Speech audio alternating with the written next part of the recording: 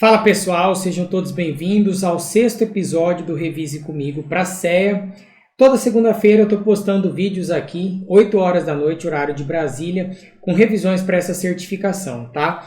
Somente essa e a semana passada são semanas que eu especialmente não estou fazendo ao vivo. Todos os outros dias eu venho fazendo ao vivo, então é horário marcado, é porque eu estou com turma CPA 20 ao vivo nesse momento, né? Então esse vídeo aqui eu já estou publicando, só questões que vieram caindo recentemente em prova, beleza? Então já se inscreve aí no canal, ativa o sininho para você nunca perder uma notificação e toda segunda-feira ter seu encontro marcado aqui comigo para a prova CE.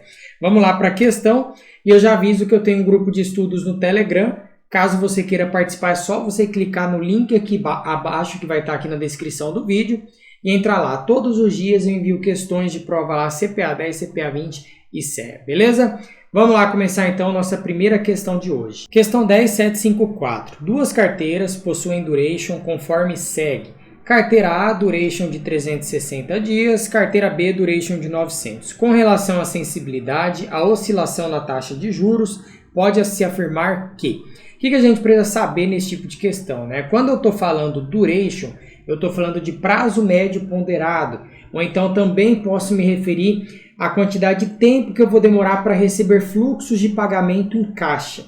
E sempre que eu falo de maior prazo médio, você sempre vai pensar, olha, um título que ele tem um prazo, digamos, de 900 dias, ele vai ter uma sensibilidade muito maior à variação na taxa de juros quando você tem um título de curto prazo. Beleza? Ó, só para você ver isso daqui graficamente, né, a gente poderia representar um título mais sensível dessa forma e um título menos sensível dessa forma. Vamos colocar aqui, ó. Aqui está nosso preço unitário do nosso título e aqui está a taxa de juros, né, que eu vou chamar de Selic. Então, preço unitário, Selic. E aí eu vou pegar uma outra cor aqui para estar representando nosso gráfico. Quando eu tenho um título, por exemplo, que ele tem uma inclinação, digamos, dessa maneira aqui, ele é um título que ele é considerado muito sensível à variação na taxa de juros. Né? Vamos supor, ó, a Selic, no começo ela estava aqui em torno de, digamos, 3%, né? 3% Selic. Quando a Selic ela pegou e subiu ali um pouquinho mais, ó, foi aqui para 4%, a variação que você teria no preço desse título seria muito grande, né? Se a gente jogasse valores aqui, ela seria maior. E geralmente, títulos com prazo maior, eles têm maior sensibilidade, né? O preço varia mais quando a taxa de juros ela muda. Já títulos com prazos menores, né, eu poderia representar ele com uma curva menos inclinada, né, uma curva mais ali plana, quase plana, né, só que um pouquinho mais ali. Então aqui o que seria? Ó, você teria o preço unitário em torno daqui, a Selic eu posso chamar aqui também de 3%, e aí quando você aumenta para 4%, ó, né, você tem uma oscilação bem menor. Você teve uma oscilação aqui da taxa de juros, mas você tem uma oscilação do preço bem menor. Você consegue verificar aqui pelo espaço que ficou ali no eixo das ordenadas, beleza? Então, quando falou de duration, falou de prazo médio, sempre aquele que tem mais prazo, ele é mais sensível à variação na taxa de juros. Então, a resposta dessa questão é a letra A. Joia, vamos lá para a próxima questão, então. Questão 10753. Sobre os CRIs, né, Certificado de Recebíveis Imobiliários, analise as afirmações abaixo. 1. É um título emitido por uma instituição financeira lastreado em recebíveis imobiliários. Isso daqui já deixa essa questão errada, né? Emitido por instituição financeira, banco não emite CRI. A gente sabe que quem emite CRI é chamado de securitizadora, né? Que são aquelas instituições responsáveis por criar novos títulos, né? Elas empacotam vários títulos em um só e vende ao investidor, ou então ela consegue fazer a antecipação de recebíveis. Então essa uma aqui ela está falsa, tá? É um título de renda fixa lastreado em recebíveis imobiliários, sim, o nome já diz, ó, certificado de recebíveis imobiliários. Recebíveis é crédito futuro, imobiliário quer dizer que é o lastro dela, né? Você tem como garantia imóveis. Então, o primeiro passo eu já sei que a 1 está errada, então elimina todas que tem a número 1, sei que a 2 está certa, então estamos entre a B e a D. Aqui a terceira, ó, pessoa física possui isenção de imposto de renda. Verdade, né? Eu sempre falo pessoal, tudo que for relacionado a casa ou agronegócio, pessoa física é isenta, então a 3 está correta. E possui cobertura da FGC, falso, tá? Isso daqui é somente para bancos, aqui a gente fala de securitizadora, não tem FGC, então resposta letra D de dado. Questão 10752. Títulos de renda fixa emitidos no mercado dos Estados Unidos para financiamento de capital de giro de empresas não financeiras. Quando a gente fala empresa não financeira, eu estou falando basicamente que não pode ser emitido por banco e que deve ser aqui, para curto prazo, né? Capital de giro é um financiamento de curto e médio prazo. Geralmente você pega ali para você fazer pagamento de folha de pagamentos de funcionários, né? E por aí vai. Beleza, quando a gente fala aqui no Brasil, lembra do título brasileiro que tem essas características, né? Por exemplo, uma debênture, poderia ser uma debênture aqui? A debênture ela não pode ser emitida por banco, a gente sabe, ok. Só que a debênture é para capital fixo, então não seria nesse caso, né? Então não tem como afirmar isso daqui. Agora, lembra que existe também a nota promissória aqui no Brasil. A nota promissória ela também não pode ser emitida por banco e ela serve para financiamento de capital de giro. Então a gente só tem que pensar no contraponto, né? Se aqui é a nota promissória, qual que é o nome do título lá nos Estados Unidos? É T-bill? Não. T-bill é um título público. É um certificado de depósito? Também não. T-bond também é um título público. Aí a gente fica aqui, Commercial Papers. Essa daqui é a nossa famosa nota promissória. Então a resposta dessa questão é a letra D. Beleza, vamos continuar aqui então. 10769. Cada vez mais instituições financeiras investem em mecanismos de segurança e tecnologia para evitar as perdas decorrentes de fraudes e golpes via internet. Essas perdas, quando ocasionadas para a instituição, são conhecidas como que tipo de risco? Quando a gente fala de perda que é decorrente de fraude, golpe, quer dizer que você está correndo, por exemplo, um risco de mercado? Não, eu sei que o risco do mercado ele é o risco da oscilação, da volatilidade dos preços, então não é isso. Quando eu falo risco de crédito, eu estou falando de risco de inadimplência, então seria no caso de alguém não pagar o que deve, né? Você empresta dinheiro para o banco e você não recebe de volta, então não tem nada a ver com fraude e golpe. Liquidez é a dificuldade que eu tenho de converter o meu ativo em dinheiro, então também não é liquidez. E aí sobra pra gente aqui o operacional, né? Esse daqui é a resposta correta. Quando acontece uma fraude, um golpe, às vezes a pessoa ela insere algum dado errado ali naquela instituição e aí ocorre alguma perda, né? Operação, você fez a operação de maneira errada. Então, resposta aqui é a letra D. Vamos lá para a próxima questão, então. 10768. Seu cliente possui uma dívida em dólar com vencimento em 1 ano. Nesse caso, para realizar uma operação de hedge, você deveria indicar que tipo de operação. Então, o primeiro passo é você ver aqui, se ele tem uma dívida em dólar, qual que é o grande problema para essa pessoa? Imagina aqui, estou devendo dívida em dólares. O que eu tenho que fazer para eu pagar essa dívida aqui que eu tenho em dólares? O primeiro passo é eu pegar os meus reais e trocar por dólares, né, para eu realmente conseguir pagar ela. Então, se durante esse período que eu estou com a dívida em dólares, o meu real se desvalorizar, ou ao contrário, né, pensando do outro lado, o dólar se valorizar, o que vai acontecer? A dívida dessa pessoa vai aumentar. Então, para ela, a grande desvantagem que ela tem é caso ocorrer esse cenário, né, o real começou a desvalorizar. E ela está querendo justamente buscar o que a gente chama de proteção, né? Quando você fala hedge, você está falando de proteção. Beleza. Você vai fazer aplicação em fundo cambial, vai aplicar em fundo de renda fixa atrelado a Selic, a B eu já sei que está errada, por quê? Como que eu vou me proteger do dólar se eu aplico em um fundo de renda fixa que é atrelado a Selic? Não tem nenhuma proteção nesse caso, né? Vender dólar a termo, né? Nesse caso aqui, também está errado, por quê? Quando você tem dívida em dólares, eu posso dizer a mesma coisa que você é passivo em dólar. Se você é passivo em dólar, você lucra com a queda dele. Se você fosse ativo, você lucraria com a alta dele. Quando você vende um dólar a termo, você também lucra com a queda desse dólar. Então você ficaria passivo em duas pontas, duas posições. Então, na verdade, você pioraria a sua situação, ao invés de você melhorar e você fazer o hedge. Você estaria passivo tanto na sua dívida, né, caso o real desvalorizasse, você ia perder, e também vendendo dólar a termo ia acontecer a mesma coisa, então está falsa. Aplicar em ações muito menos, então sobra aqui a letra A, né? Aplicação em fundo cambial. William, mas fundo cambial não significa que ele vai ser atrelado ao dólar. Beleza, a questão não especificou mais do que isso, né? Mas a gente procuraria algum fundo cambial que tenha ali como benchmark o dólar, apesar de que não é uma característica de todos, né? Eles podem ter outras moedas estrangeiras lá dentro dele também, mas essa é a mais próxima, essa que a gente fica, a resposta letra A. E aí, dando prosseguimento, Questão 10767.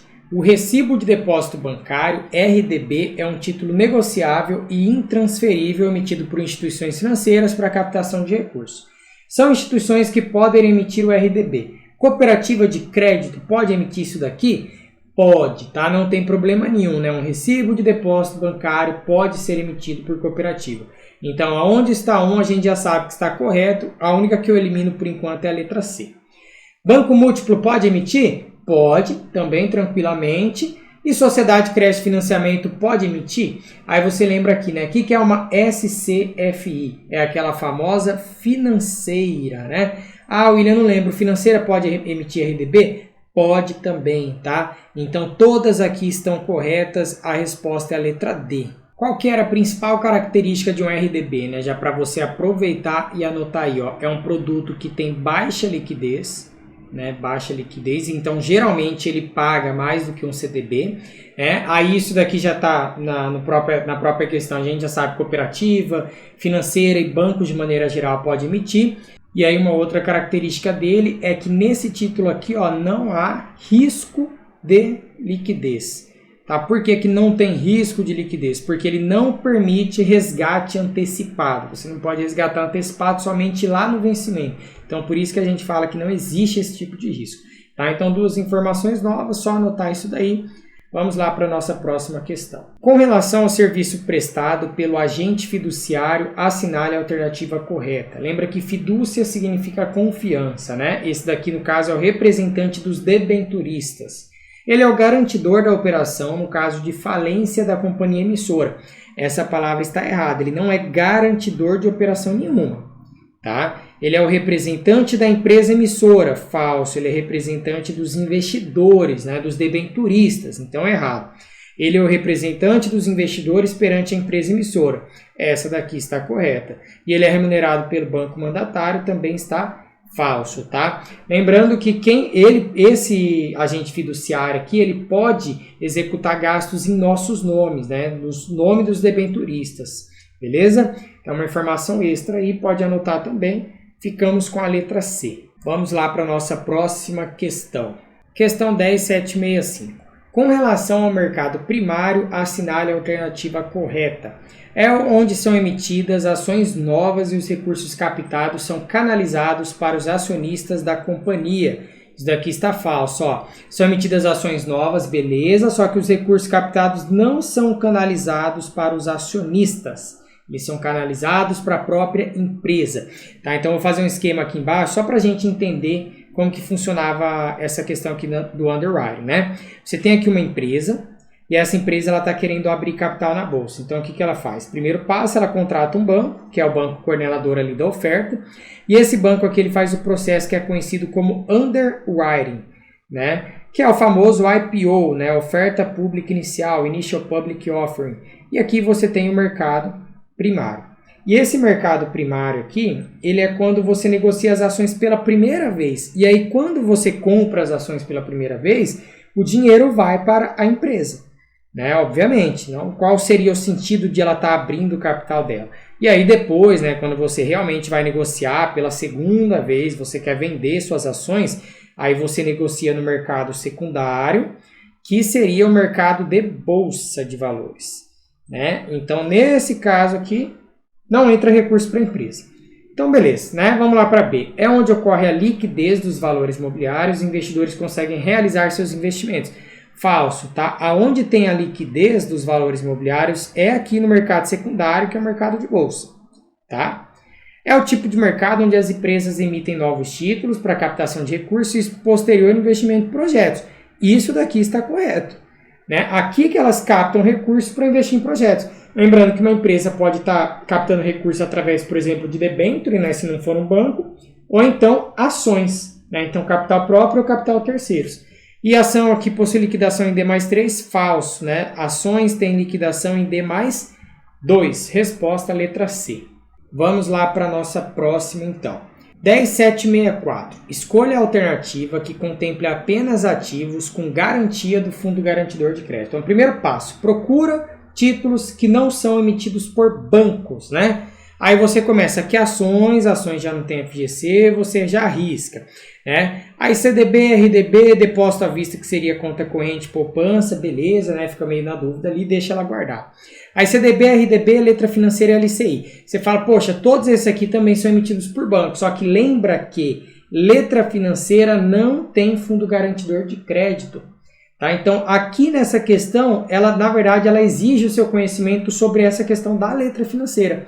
Saber que letra financeira, apesar de ser emitida por banco, não tem FGC, né? Então, ó, está falso, CDB tem, RDB tem, conta corrente tem e poupança tem também. Resposta letra B. Avançando aqui, 10762. Os índices de mercado ANBIMA e IMA são índices de renda fixa que representam a dívida pública brasileira. Esses índices são formados por alguns subíndices. Com relação ao IMAS, este é formado por títulos com qual carteira?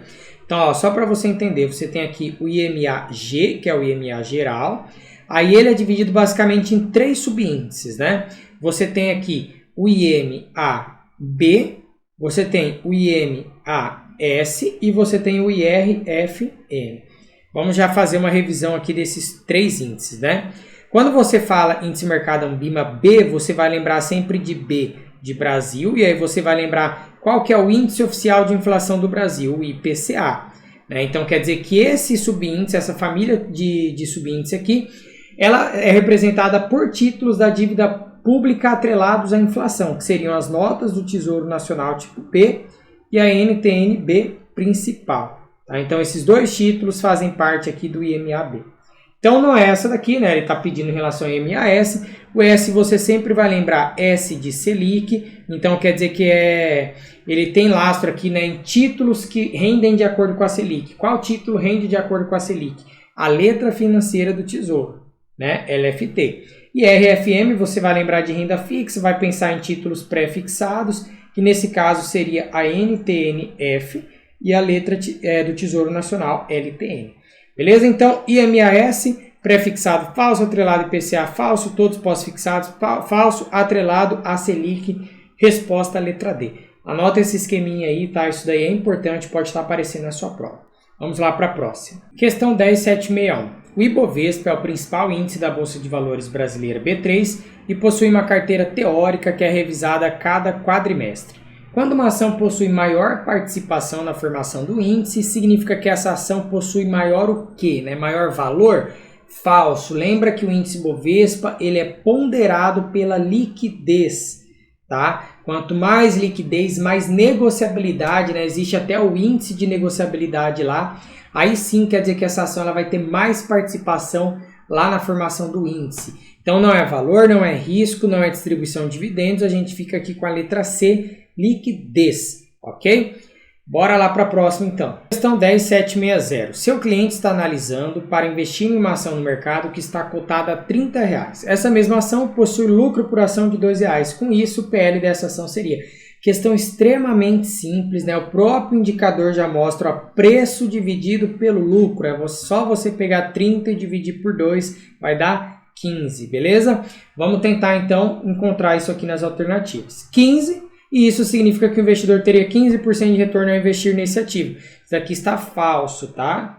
O que traz retorno esperado para você, quanto você espera ganhar, é o KPM, né? É uma outra forma, não tem nada a ver com o índice PE. B15, e isso representa o prazo garantido que o investidor recuperará seu valor investido, né? Aí, às vezes, a pessoa ela vem e marca aqui, acha que acertou, só que tem uma palavrinha que deixa essa questão errada, essa daqui, ó. Prazo garantido, quer dizer que garante que em 15 anos você recuperaria o seu capital investido. Não, não tem nada garantido. Claro que a análise do índice PL é justamente essa, né? A análise é o seguinte, ó.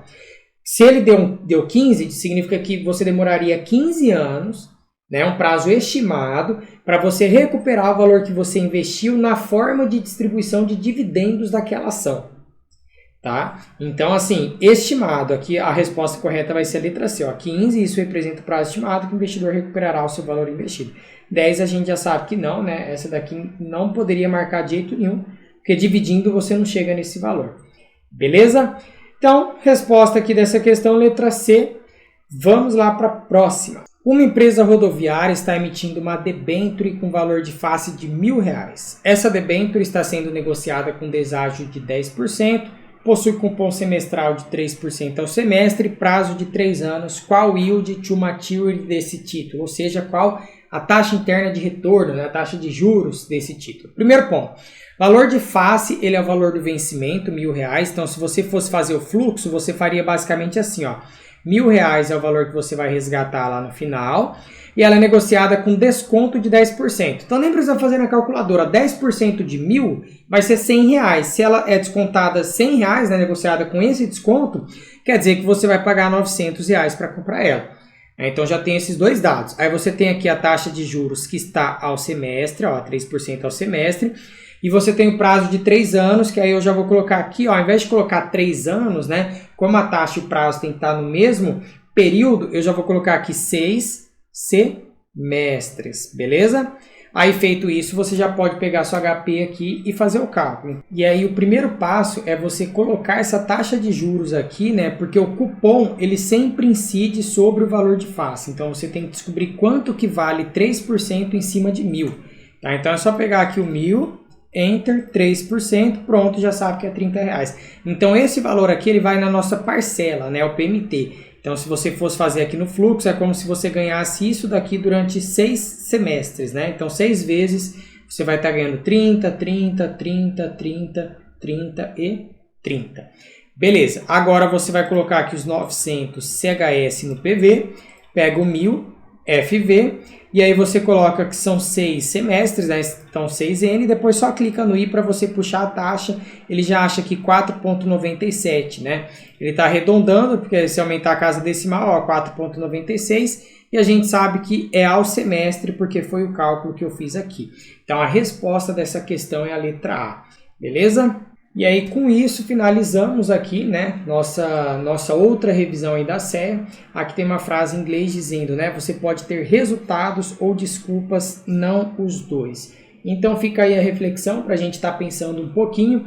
Pessoal, ótima semana a todos. Tá precisando, tendo dúvidas, pode mandar aqui no comentário, vou estar respondendo vocês, vou estar auxiliando aí sempre que necessário, sempre que possível, tá? Quem me acompanha também lá no Instagram, direto estou colocando questões lá, tirando as dúvidas, pode estar me chamando, estou sempre aberto aí para estar ajudando todo mundo, beleza?